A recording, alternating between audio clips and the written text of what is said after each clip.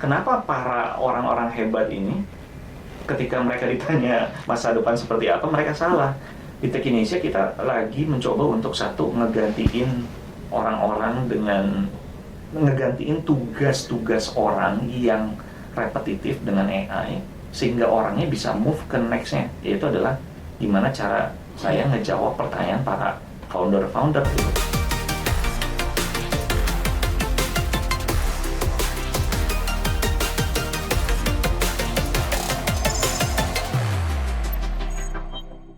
Nah, mungkin sekarang ngomongin disruption segala macam. Kalau menurut pandangan Mas Henry ke depan industri media seperti apa? Apakah memang kalau tadi kan bisnis model langganan dan segala macam sudah mulai diadopsi oleh media-media besar gitu. Tapi apa sih the next-nya gitu? Kalau menurut Mas Henry, apa yang kira-kira akan mengubah industri media, atau mungkin bukan mengubah ya, mungkin suatu hal yang penting dan mungkin harus diperhatikan oleh pelaku industri media?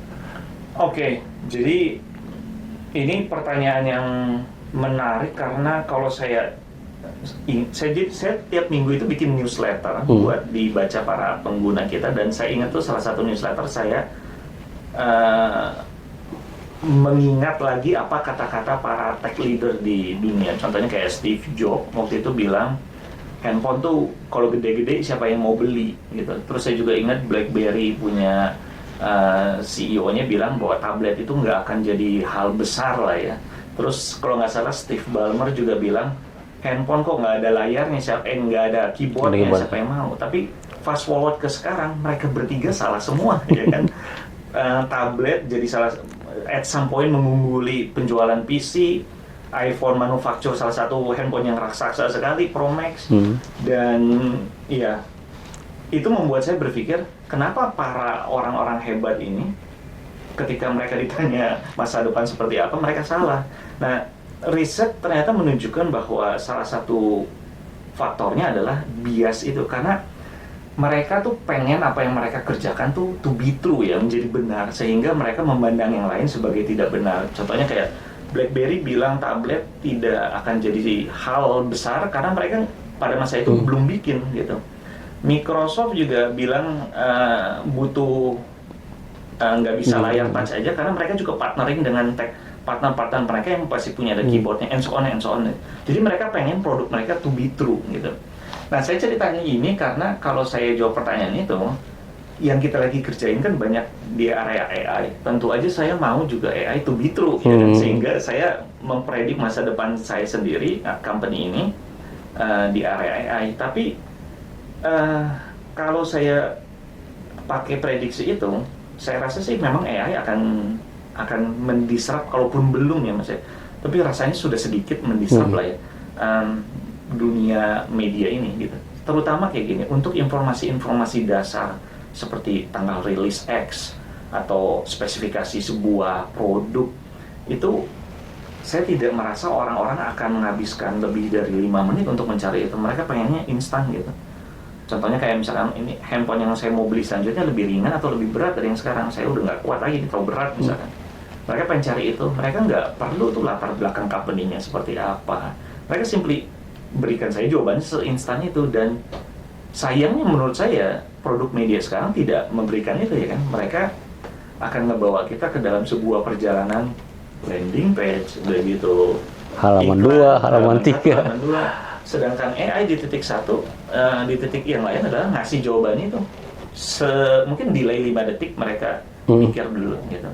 So I think media harus berubah dari sesuatu yang sifatnya umum bisa ditemukan di mana saja dan AI udah bisa jawab, ke sesuatu yang apa yang sebelumnya dilakukan oleh manusia bisa kita geser dan kita mendapatkan sesuatu yang jauh lebih insightful untuk menyelesaikan job mereka.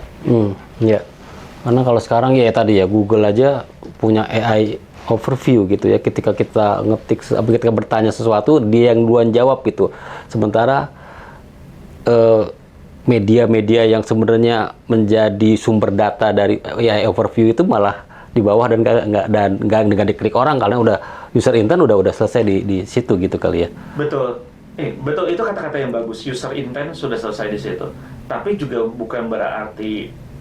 Nah, itu kan masalahnya sangat menarik ya, karena si AI ini juga butuh data. Ya. Jadi kalau saya juga kerja kita juga media gitu, jadi kita juga pengen kita masih ada ya kan, tentu saja kita juga pengen masih ada. Cuman mungkin untuk segala sesuatu yang informasinya sangat basic, mungkin cara kita bekerja di future adalah instead ada artikelnya yang dibikin orang, itu udah dibikin oleh AI untuk informasi yang dasar sekali ya. Contohnya kayak press release, let's say ada seorang CEO yang sangat terkenal datang ke Indonesia, dan contohnya gini, di Tech Indonesia sendiri misalkan ada CEO yang sangat terkenal di luar negeri datang ke Indonesia, kita tidak akan ngirim orang untuk ke acara itu karena kita tidak melihat kalau saya tulis juga itu dengan konteks yang sama, karena kan let's be honest aja, mereka datang juga udah punya guideline apa yang harus diomongin, udah ketat sekali gitu kan. Mereka juga udah punya agenda yang sangat ketat sekali. Jadi apa ya kira-kira kayak value, nggak ada edit value dari ketika datang aja mendengarkan dia itu tuh bisa bisa diakses, bisa didapat pembaca di media lain juga kan gitu ya. Exactly. Jadi kalau kita cuma jadi nambahin satu lagi tanpa ada sesuatu yang baru, kita prefer orangnya kerjain sesuatu yang nggak ada sama sekali jadi ada. Oke. Nah sekarang tadi udah ngomongin soal AI. Kalau di Tech Indonesia sendiri gimana, sejauh mana implementasi AI atau penggunaan AI di Tech Indonesia? Apakah sudah digunakan misalnya buat nulis berita, buat press release atau segala macam, atau ada hal-hal ada implementasi yang lebih advance dari AI tersebut? Oke, kita udah mulai sekitar, kalau saya nggak salah 2 tahun yang lalu. Jadi AI udah bantu kita bikin artikel, tapi bukan artikel in-depth, tapi artikel mengenai data. Contohnya kayak 50 startup yang baru dapat funding. Kita kan hanya menampilkan, ya ini startup-startupnya gitu. Jadi nggak ada lagi yang bisa kita tambahkan sebagai manusia untuk sebagai value edit.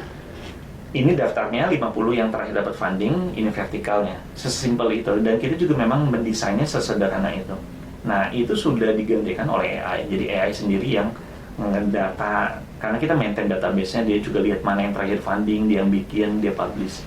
Dan at some point, karena kita juga berlangganan, si AI itulah yang mendapatkan paling banyak pelanggan ketimbang orang-orang yang nulis gitu. Jadi selama beberapa tahun kita cukup surprise juga bahwa AI actually, satu, karena lebih murah, kedua mereka memproduksi subscriber lebih banyak. Tapi kita lihat trennya mulai bergeser. Jadi ketika itu sudah mulai tidak cukup, kenapa? Karena sudah terlayani. Maksud saya gini, sekarang saya udah punya data 50 yang terakhir dapat funding. Ketika level itu mereka sudah terlayani, mereka akan masuk lagi ke level atasnya ya kan. Jadinya contohnya kayak ini salah satu pertanyaan yang datang ke saya. Saya misalkan main di green tech gitu. Saya udah lihat teman-teman yang lain udah punya inovasi-inovasi sendiri. Lalu gimana ya cara saya masuk ke pasar dengan angle yang berbeda gitu. Itu kan permasalahan real yang beneran terjadi ya kan. Dan kita tuh mau nge-solve itu juga dengan AI, karena bayangin usaha apa yang harus dia lakuin founder tersebut untuk mengerti bagaimana angle dia masuk ke pasar. Satu, dia harus tahu pasarnya seperti apa, dia harus tahu kompetitornya siapa aja, apa yang mereka lakuin terakhir, and so on. Riset ini bisa 2 bulan sekali, bisa makan waktu 2 bulan. Right?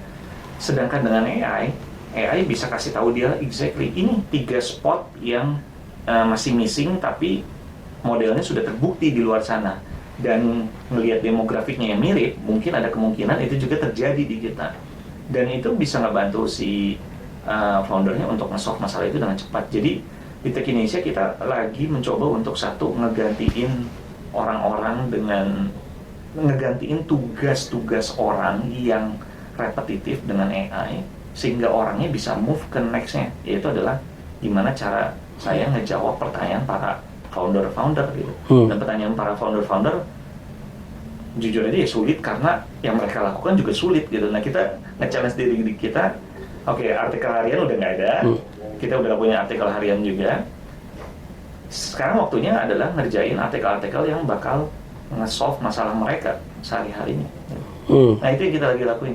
Ya, jadi berarti memang AI itu meningkatkan level quality lah, kualitas dari konten gitu ya. Karena yang sesuatu yang repetitif yang mungkin dulu memakan banyak waktu dari tim redaksi, sekarang udah digantikan AI, sehingga tim redaksi bisa move ke the next level kira-kira gitu lah. Betul, exactly. Dan the next levelnya menurut saya akan selalu ada. Next levelnya akan selalu ada aja karena manusia begitu masalah satu selesai, either dia bikin masalah sendiri or ada masalah lain yang lebih sulit lagi, ya kan? Oke. Jadi I think si AI itu di Tech Indonesia akan satu filling the gap yang paling bawah administratif. Tapi kita udah bukan administratif aja, tapi kita juga in terms of like data processing. Setelah data processingnya selesai, kita juga presenting the data, ngelakuin basic analysis. Si AI udah sampai sini, gitu. Nah sekarang manusianya yang on top of that itu membuat artikel-artikel yang kita memang desain harusnya lu nggak bisa temuin di tempat lain. Memang tim redaksinya punya growing mindset ya, maksudnya mereka harus meningkatkan skill terus untuk supaya nggak kekejar sama AI tersebut itu ya. Iya, betul. Karena AI luar biasa. Perkembangannya sangat luar biasa.